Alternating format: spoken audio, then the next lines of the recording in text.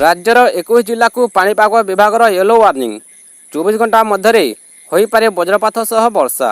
राज्य में वर्तमान मौसमी दुर्बल रही एसत राज्य उपरे एवं कौन घूर्णिबलय सक्रिय नथिबा समय आसंता 24 घंटा मध्य राज्यर किछि स्थान में वर्षा होबार संभावना रही। राज्यर 21 जिले में हालुकारू मध्यम वर्षा किंबा वज्रपात होबार संभावना रही बोली आज अपराह्न भारतीय पाणीपाग विभाग भुवनेश्वर स्थित आंचलिक कार्यालय पक्षर जारी एक सतर्क सूचना कहुई। भुवनेश्वर स्थित पाणीपाग विभाग आंचलिक कार्यालय सूचना अनुसार आसंता 24 घंटा मध्य अर्थात 28 तारिख रविवार मध्याह्न सुधा राज्यर बालेश्वर, भद्रक, जाजपुर, केन्द्रापड़ा, कटक, जगतसिंहपुर, पुरी, खोर्धा, नयागढ़, गंजाम, गजपति, सुंदरगढ़, देवगढ़, केन्दुझर, मयूरभंज, अनुगुल, ढेंकानाल, कंधमाल, रायगड़ा, मालकानगिरी और कोरापुट प्रभृति 21 जिलार गोटे किंबा दुटी स्थान में वज्रपात होबार संभावना रही।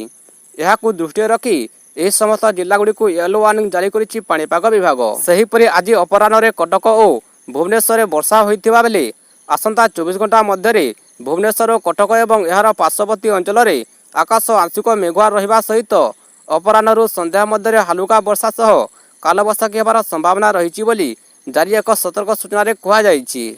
यापर अर्थात 29 तारिख पाग सुखिला रहिबो। अगस्ट शेष 4 दिन राज्य में पाग सुखिला रहिबो, विशेष वर्षा हेबो नाही। एने आंचलिक पाणीपाग विभाग पक्षर सूचना दैछंती एचआर विश्वास।